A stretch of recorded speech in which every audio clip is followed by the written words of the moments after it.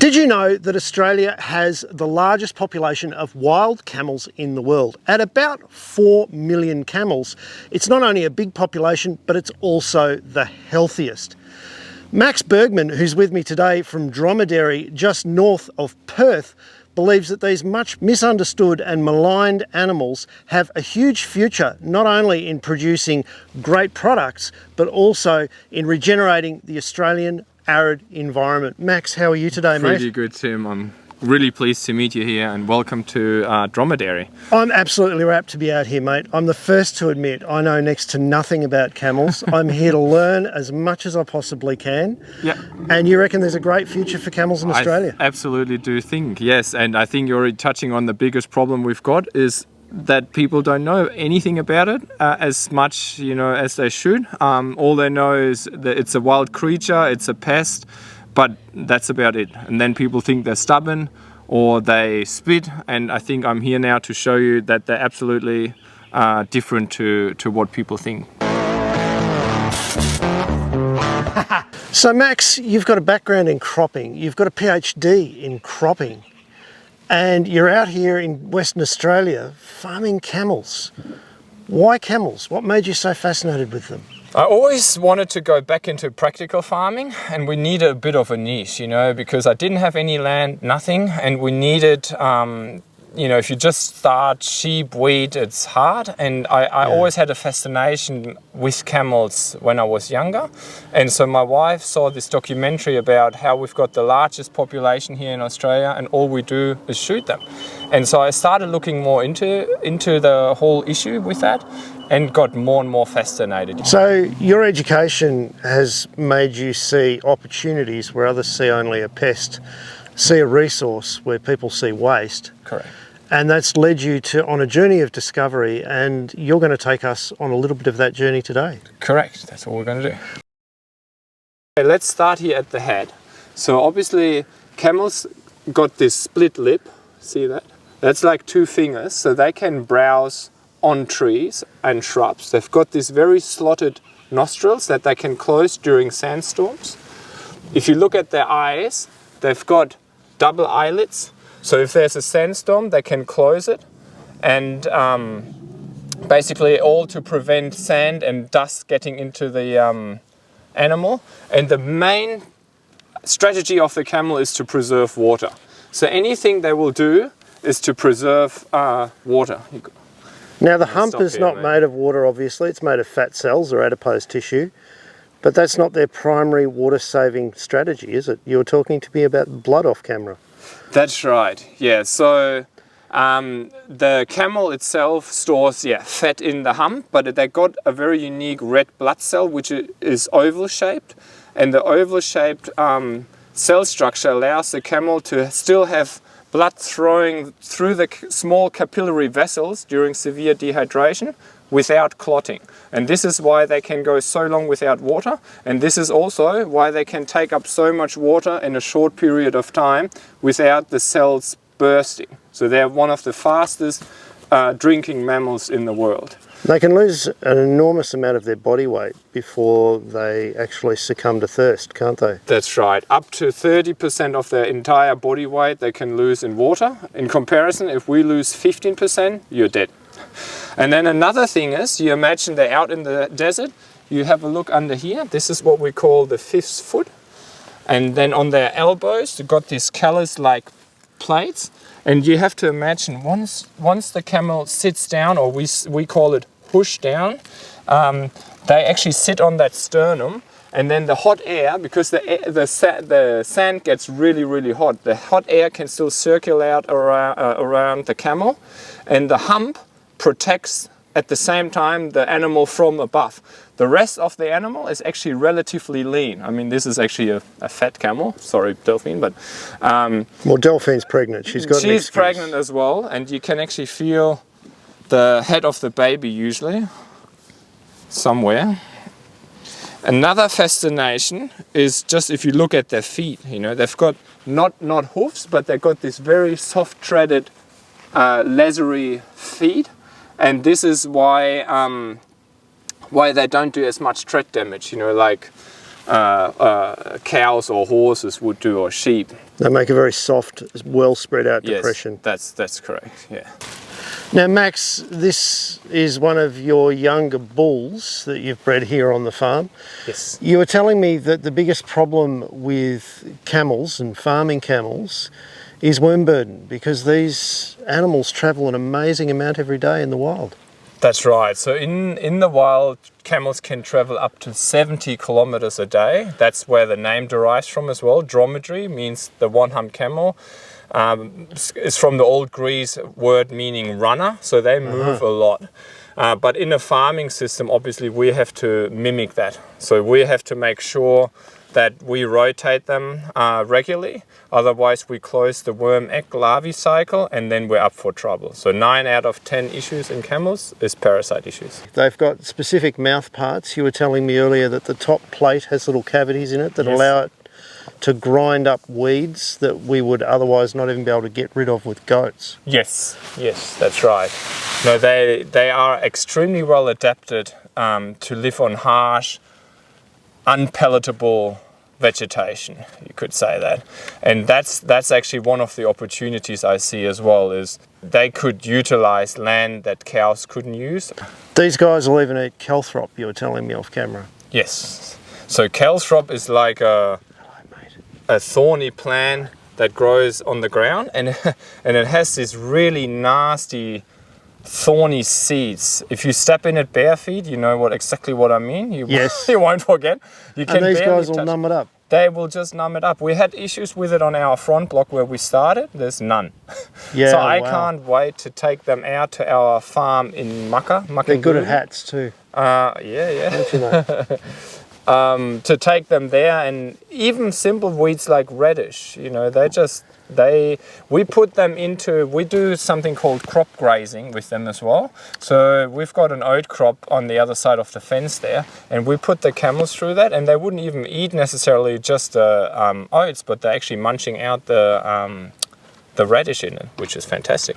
Now Max, you were telling me also that you've actually got several cattle farmers who take your camels to put in the paddock with their cattle because there's so little overlap between the diet of the camel and the diet of a cow. That's right, there's about 20% in overlap. So that means that you can use camels to clean up thorns and clean up country and get more productivity out of your cattle. They're a complementary animal. That's correct, yeah. It's called co-grazing, and I think there's a few studies done in Queensland where they just move some camels through to clean up and then follow with a cash cow, if you like. Literally a cash cow. Well, let's go and have a look at what you're doing with their milk, mate. Yes.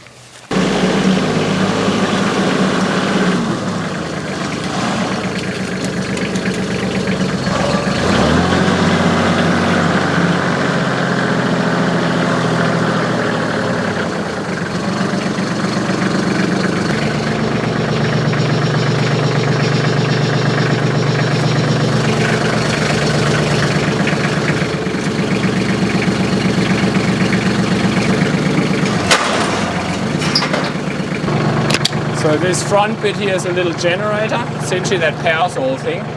The newer version that we've developed will run on solar and battery, but it wasn't available at the time when we did it.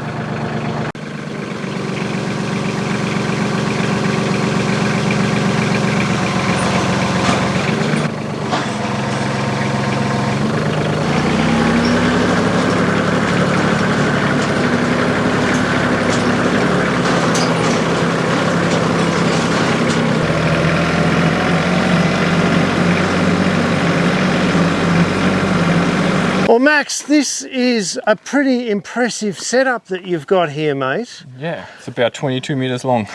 And the idea is that you've got a dairy that's set up so that you can take the dairy to the camels. What's the reasoning behind that, mate, rather than having a fixed setup? We wanted to decentralize our operation, because if you imagine you have a fixed dairy, you have a hotspot on your farm. So all your inputs, all your outputs are in one spot, and we wanted to make it more sustainable. So because you're rotating your paddocks and doing everything regeneratively, you thought, why not milk regeneratively as well? That's right, and we also believe it's more ethical, because obviously in a fixed dairy you tend to be around the dairy in yards and like in a feedlot type scenario, and we wanted to decentralize that, make it ethical, sustainable and more regenerative. Yeah. So now there's a sliding gate here. So you have to imagine this will now be attached to the farm, to the gate here in the milking system. And the females, they will be waiting here. So here we've got a sliding gate. This is where the mums will enter. So we can operate all of that on little pulleys. I'll show you in a second from the inside. So the mums will enter through here and get in one of these boxes here to stand. And so the most important thing when you're milking camels, we need the baby. So that's another thing is why it's so sustainable. You've seen it before. Mum and baby, once they're born, they're together to build a bond, build a relationship like it should be naturally. So we do not take the camel baby away from the mum. So in the morning, once the mum is in here, we have the baby come and stick the head through where the udder is to suckle. And the suckling releases oxytocin, which is the hormone that helps to let down the milk. Once the milk letdown happens, this is like a window. We can close that off from the inside just because they're a little bit cheeky and all that, so they want to pull on the cluster. So we close the camel baby off while we're milking. Once the milking is finished, we just open it and the baby can keep suckling. Afterwards, this is like a gate that opens and the baby will just run off with the mum. And for the rest of the day, they will feed off the mum. We never ever have to supplement feed our babies. They're all fed by the mum. With the camels, as soon as you take the calf off the cow, she stops producing milk. That's right. About like if we, let's say, accidentally lose a calf, the mum will, within a couple of days cease giving milk. So they are absolutely crucial for the milk production, and that's why we have to leave them on the mum. All the way through? All the way through, and in nature they would maybe stay with mum 8 to 12 months and then the bull comes and pushes them apart again. Here in a farming system we milk them up to 1.5 years, up to 2 years sometimes, but 18 months let's say. Okay, here we are inside the milking system. It is a tandem milking setup because they are like on a tandem bicycle behind each other. We've got 3 on each side, so 6 at a time. The mums come in from that side. While they're in here, I can pull on a little pulley here to release some pellets. We've got our own little pellet that we've developed to replace minerals and nutrients, but it of course also acts as a little incentive for them to be in here. The trained camels, they push in and you're the limiting factor opening and closing the gates. So once they're finished, I can just open the gate here, they can go out and even overtake the cow in front, technically, because they can just walk around it. From a milking technology point of view, we're set up like a normal modern dairy. So we've got a computer at the top here, which measures the milk flow in a milk flow meter. While the vacuum pump is running, the milk cups will hang here. And then all we need to do is when we see, okay, the cow is letting down, we just press the buzzer to release the string. And then we've got 4 cups on the cluster that we put onto the camel, and then we milk. During the milking, we've got this little sliding gate that I explained earlier from the outside. That is just to lock the calf out while we're milking so they don't pull off the cluster. And once the milk flow finishes, the computer detects there's no more milk. It automatically takes the cups away. I think we're the only camel dairy in the world that has an automated cup remover system, and then they just get pulled back by this cylinder and they hang here again, which is really handy because you don't want to milk a camel that is not letting down, or any cow in fact, because you end up having mastitis issues or other issues. So it's really an animal welfare thing, and it's making my life or whoever milks them easier as well, because you know, we can get this side ready, they're milking, then I get this side ready. I don't have to look at them because they're finished automatically. Now, your yield obviously is a lot lower than dairy cows. A dairy camel is how many litres a day, mate? Well, it depends. We've got a lot of variation, but you could say 5 litres on average if you were to milk twice a day, compared to 30 litres in a cow.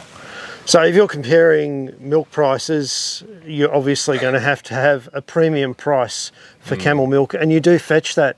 Because of the unique gut biome of camels, fresh milk from camels is in huge demand through nutritionists. That's right, yeah, nutritionists do recommend it.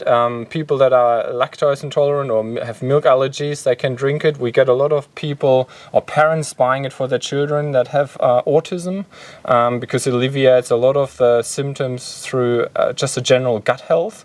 But our main business is actually cosmetics. To get a bigger audience, I guess, or customer base, you want to value add and have a muesli bar, a yogurt, or in our case, the cosmetics, where they really see the benefit. So Max, although you sell fresh milk and you also sell yogurts and things like that, the majority of your success comes from your skincare collections here. Tell us a little bit about that. Yes, so camel milk has a unique molecular structure, so it's very small, so that enables the milk to be the perfect ingredients for skincare.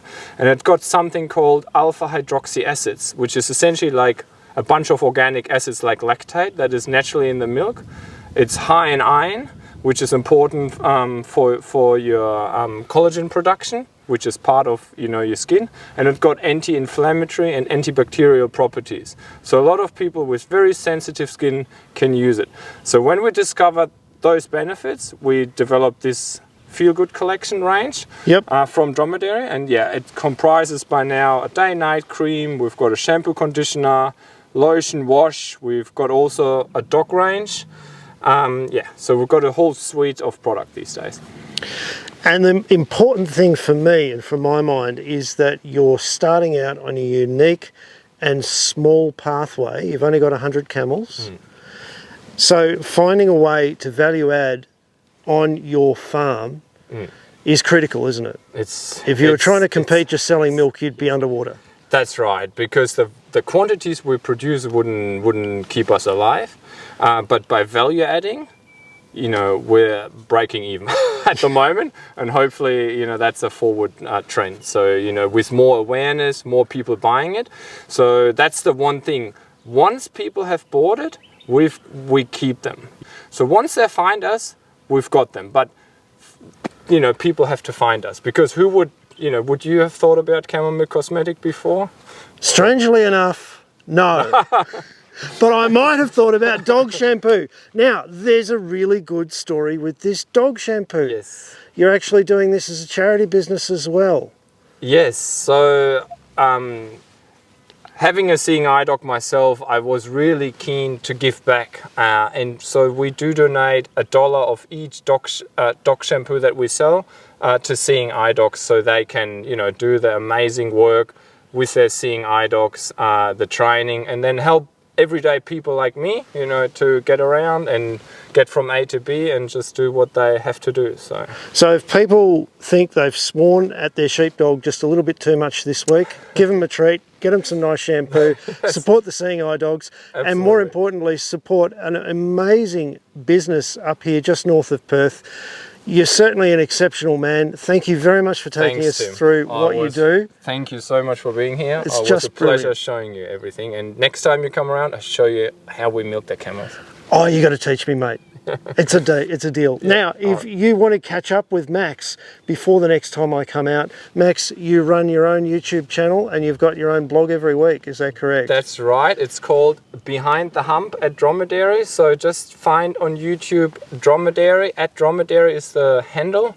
And yeah, I talk every Wednesday on Hump Day. I do a little insight. And if you got any comments, I'll react to them. Like people ask me, can you talk about the hump? Or, then I try to address it.